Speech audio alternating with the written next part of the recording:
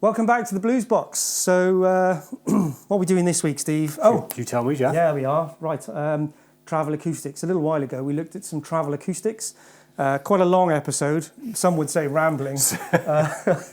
But that's our kind of style, isn't it? I think it is. Waffly, rambly kind of, goings on. So if you want to go back and have a look at that, we covered quite a lot of... We didn't actually play them, but I'd been out looking at lots of different travel guitars, travel acoustics. You played a few of them now, haven't you? Yeah, I actually was quite nice. I got to go into Guitar Village down near London. Yeah, nice. What a great shop. I would absolutely suggest you go and pop in there if you're anywhere near it, because it's in a medieval building and it's just rammed and there's just rooms and it's lovely. It's great. You'd love it. 14-something or other. What, medieval? The building, yeah. I only know that because I watched an interview on there with Josh Smith yesterday. Yeah, that's it. They've got loads of, on the website, they've got loads of stuff about who goes in there, you know, yeah. And I spotted Omar Jalali. Yeah, so he was not a well-known musician. Josh Smith impresses me more, I gotta say. But yeah, it was that was good. So I got to play an awful lot that were on the list. A few I never got to try, such as the Furch, which is a shame. Did you, Little Jane? Couldn't find one. So, Steve, right, you've made a purchase. This is very unusual, rare, isn't it? for Jeff to make a purchase. Last time I bought an acoustic guitar was 30 years ago, I think, almost. When was the last time you bought a pint? About 30 years ago, if it's for you. I may never have. Have I ever bought you a pint, I'm not Steve? sure if you have, actually. Oh, there we go. So, as we can see, I went with the Taylor. Okay. Nice. Now, I'm not going to spend hours on this video because there are a million YouTube videos and reviews of this particular guitar, but I've kind of worked out why, and that's because it's quite a nice guitar. Hold that, Steve, because it's been awkward. There we go. Lovely looking guitar, isn't it? It's beautiful. So there we are. GS Mini with the mahogany top, no electrics. You gonna? I was very. I went into PMT. I bought this from PMT in Cardiff. Chap called Seth. Great, thanks Seth. Really appreciate your time. Good price too. They had a couple in there, which was really nice because I could look at the two and be fussy about the... Much difference in the finish on that? that? A lot of difference, actually. This one was... I don't know if you can get it on the video, but it's got a lovely bit of striping in it, isn't it, that mahogany, that solid top. And yeah, just really not a bad little guitar, to be honest. Really like that. So thank you, Seth, for your time. That was really great. But yeah, just looking at the two, the one had a much plainer front and little things, you know what I'm like. It had a little bit of a... They're book. You're not fussy, are you, Jeff? No, not me. They just had some little marks in the wood, and just this one just was nicer, and it had a slightly lower action as well. So, needs a little bit of work, but we'll get there. So yeah, Taylor GS Mini. Now there are millions of these out there. They're a hugely popular guitar, but I have to say I think there's a reason for that. It's for a reason. So, quick run through of what a GS Mini is. It's bigger than your really small travel guitars, but... Yeah, I have to say I'm not a big travel guitar fan, largely because I don't like small guitars. But that doesn't feel like it to me. No, the neck particularly. The neck is spot on. I knew you'd like the neck, because that is very similar to your Les Paul. It is actually, for considering... It really is, it's very similar shape and feel to that. So you've got a solid mahogany top, you've got Sapele laminated back and sides, no braces on the back. They have this sort of bowl shape, which is, I really like that, and I think it's probably part of why it resonates and projects so well, to be honest. Ebony saddle, ebony fretboard, unusual marking in this particular one, which I quite like. They used to dye that out in the years gone by. It's almost faded, isn't it? I like that. Yeah. You used to get guitars with sort of cheaper ebony, and they used to dye it. But I like that, but the finish is nice, the join is nice, the little bit of just the way it's all finished off, the frets. That's lovely. No problem, My only little tiny criticism, some of the frets, there's just little gaps between the fretboard and but a little bit of fill in there. They'll be gone. So I thought we'd do a little bit of a sound test. So I'm not going to go hours into this because there are so many videos out there of these, aren't there, really? But I've lost my pick now. This is quite nice, not playing. Yeah, well, we'd had enough It was in the comment section. Can we stop? Can you please stop him playing? There we are. So we're going to do what they call the cowboy chords, which is, you know... Is that an official term? It is.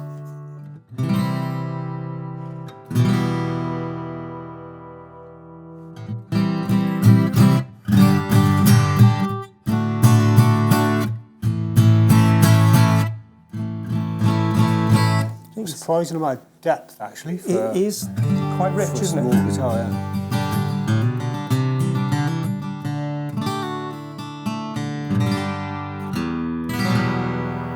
Oh, what's that, Jeff? Oh, that's a Pink Floyd chord.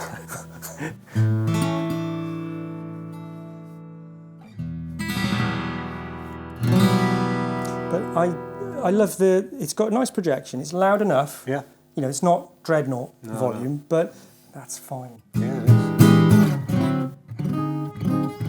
is. It's, to me, we spoke about this earlier, and I know it's just the way I look at it. To me, it looks quite a deep guy. It's obviously not. It's just the way, the proportions of it. It doesn't feel to me like a small guitar. I know what you mean, and when you put it next to the Dreadnought, you do see it is quite different. Yeah. You know, I mean, it's not massively shorter. It's probably about that much shorter. You know, 5-6 inches shorter overall, and you know, it is considerably less deep. Yeah. You can see that. You know, my hand up against. You can see my hand would be. You know, yeah, I had Seagull would be up here, wouldn't it? Jumbo Taylor for quite a few years, and that was really big, beautiful guitar.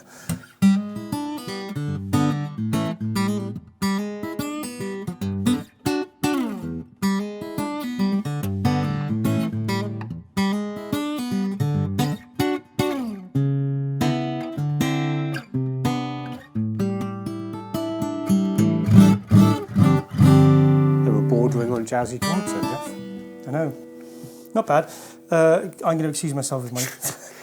Putting a saw through your finger. I put a saw through my finger. Great. It's still really hurting because it went in quite deep. So, yeah, but that's it. So, in terms of, I think, it needs a bit of work on the action. I've been surprised by a lot of the Taylors. The actions were all on the high side, maybe. I have to say that's a bugbear of mine for a lot of guitar companies, actually. It's not just... They don't come out of the box set up as you'd imagine, as opposed to the Reverend. When that turned up, it was just spot on. I'm yet to play a Reverend that doesn't come pretty much perfectly set up. Very impressive people like that. So they put, as well, I'm going to mention, they do 13 to 56 which I'm weight astonished strings. by. You'd think they'd be far too heavy, but because it's a short scale, and which is why I actually like Gibson's, is just that shorter scale does enable bending just a little bit easier than a Strat scale.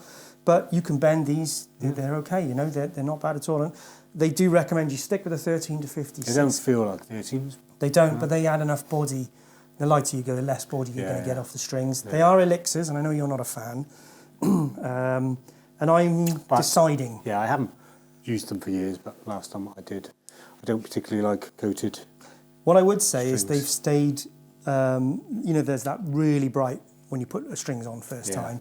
Half an hour later, they come down to a level you like.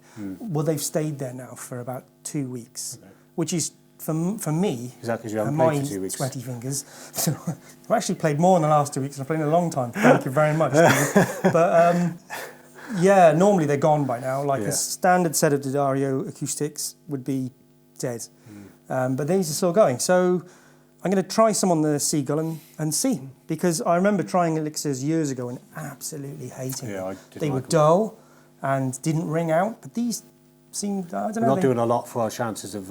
Elixir sponsorship. I quite like them so far. So we're going to see. We'll battle that one out. I think the only other thing I would say, we talked slightly about the action, is slightly high. So I started having a look at it, but I noticed that the neck it has no relief. So you comfortable? You know what relief is? It should have a little bit of a dip in it, and it's very, very flat.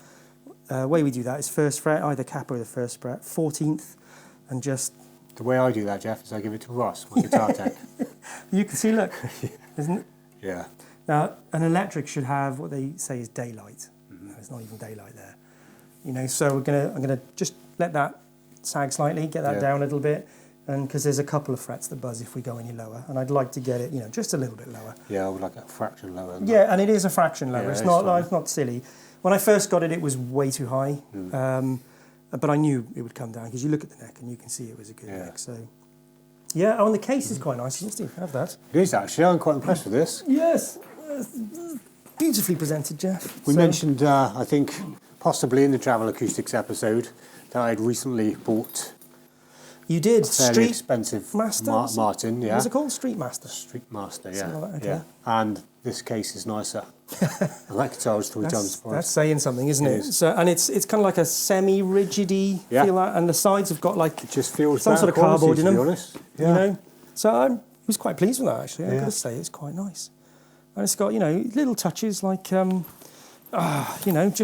got the carrying little handle there as well. So you're on a train or whatever. It's just much easier, much simpler. Nice bit of embroidery.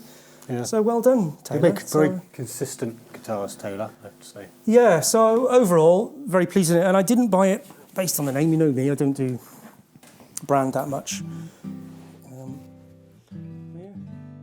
It's lovely. Nice feel, isn't it? Yeah, it is. Yeah. So once the action's down... I love that neck. It's a good neck. Yeah, that was amazing. So overall... very pleased with it. Good choice. I also said that the saddle is slightly wider than my Seagull, and it's slightly better for the picking with the hitting the right note every time. So yeah, really pleased with that. So I have to say, I'd recommend GS Mini. Really would. I've played quite a few now, and I'd definitely recommend it. I know they're everywhere, but there's a reason for that. This time there is a reason for that. I have to say, when I went into, I think, couple of months ago now into PMT again, and I played one of these, and it was very tempting. So it was really nice. That's great. I'm looking forward to carting that around with me. Lovely. So, yeah, brilliant. So there we go, GS Mini.